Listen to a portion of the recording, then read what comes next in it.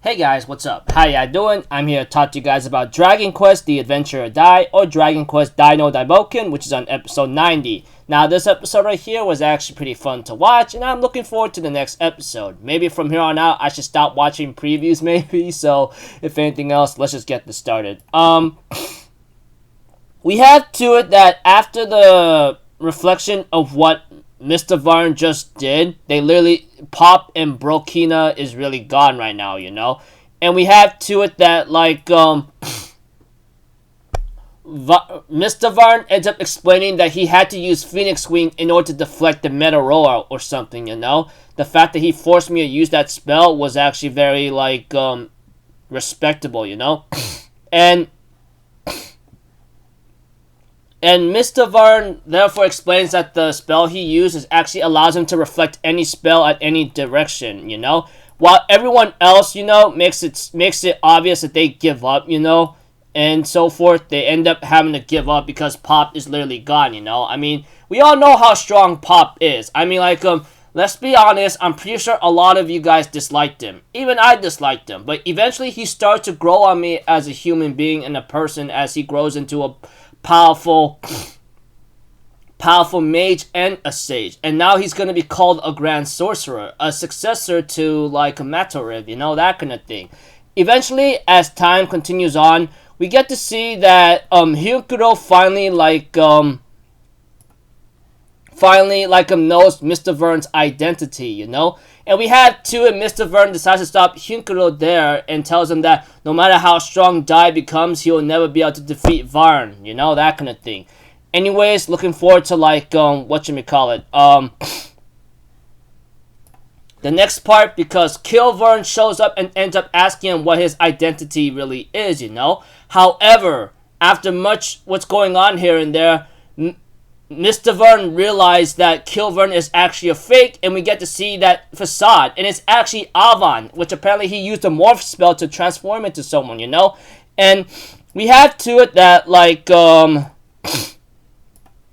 that we get to know about Kill Vern, you know? We get to know that he actually only works for Vern, but he's not duty obligated to help him, you know, that kind of thing. So we get to know that Mr. Vern is some kind of guy who apparently decides to help Dark King Vern out, you know, that because someone sent him there, etc., you know?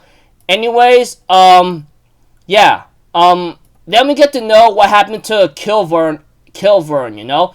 And we get to see to it that I thought the hand of Avon really got cut off, but instead it was actually Avon's glove. We get to know that Avon actually had some kind of sand inside that glove when the situation comes to it, and he managed to apply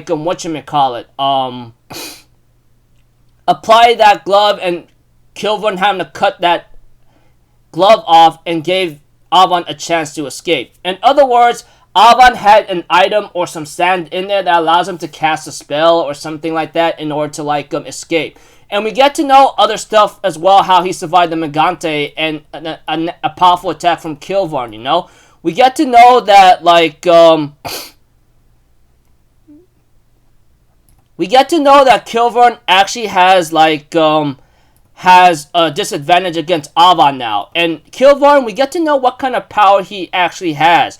We see to it that Kilvarn can't really be killed at all. He severed his own limbs, and it's actually, almost impossible. And we have to it that,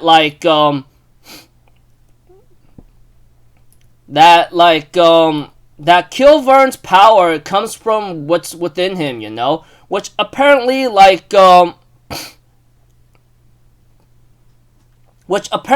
it could transform into some kind of incinerating, inferno. All I know is Kilvern has something inside his body which is very dangerous, which apparently that caused Baron's Demon Dragonoid Sword or something like that, or Demon Dragon Blade to be a little weaker, you know, if you guys get the idea. I mean, we get to know that Kilvern's body, that he cut off his own arm, he turns it into, some kind of incinerating inferno, you know? We have to it that this ability is actually a very powerful fireball, you know? And we get to know that it's actually Kilvern's blood, you know, that comes from the underworld magma whatsoever, and it becomes a deadly scorching heat, etc., you know? And we have to it that Avon decides to take Kilvern earned and tries to use Avon's Strash against him, you know? And we have to it, eventually Avon does get hit by, like, the Incinerating Inferno whatsoever, but Avon was not affected it by all, you know? Or was not damaged by it at all, you know? We get to know why, because it looks like when Hodler died, the ashes actually went into, we don't really know what happened exactly, but Hodler's ashes ends up having to stay with, like, Avon for a bit. And that is when he survived the second Megante and the freaking, like, Incinerating Inferno, which Hodler's spirit ends up smiling at him and says, okay, good luck, I've done my job whatsoever, you know, etc. And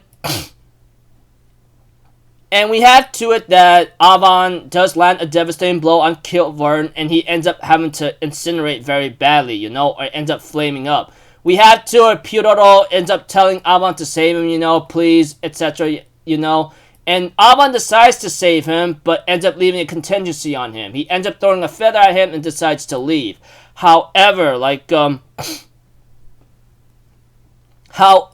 Avon actually expected this because with Pyrrhol's help, Kilvern's freaking, like, invisible blades ends up showing up and actually traps Avon. However, Avon was not fazed by this at all, and he warns Kilvern not to make any move or step, you know? And we get to see Kilvern did not take this threat seriously, and he ends up moving anyway, and his head gets cut off.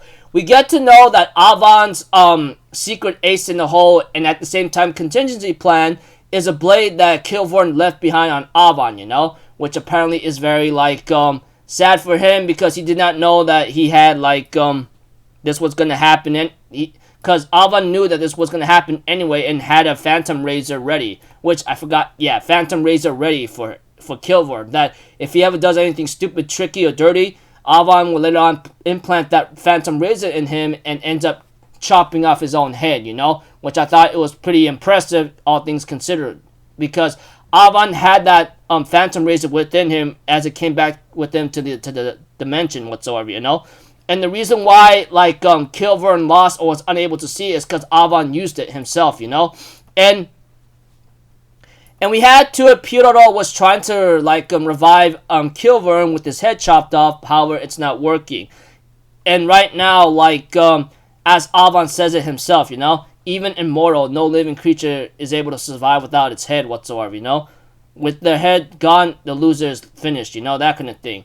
And we have to it that eventually, like, that Mr. Vern's actually shocked to see Kill was defeated. But Avon, on the other hand, says even his little friend, Familiar, is not able to do anything, you know, that kind of thing. And, you know, I actually find out what's your real identity, you know. And we get to see, like, Vern, Vern, the greatest secret whatsoever. As for Dai and Leona, they realize they see the clouds having to show up in a dark atmosphere covering the skies, which is very bad, you know, etc. Preview of next episode, I'm not going to say much from there, but all I can really tell you is, like, it is called, like, Vern's Truth whatsoever, you know, etc. From here on out, I think I'm going to stop watching the preview because I think it's already shown too much and already showed a lot already, so maybe I should have stopped, maybe I should not have watched any previews at all unless it shows the title itself, you know, because, you know, that's how it goes. So, until then, people, I'll see you guys in the next video. I'm Alpha. Have a good day, and I'll see you guys next time, alright? Peace out. Bye-bye. Toot-toot-toot.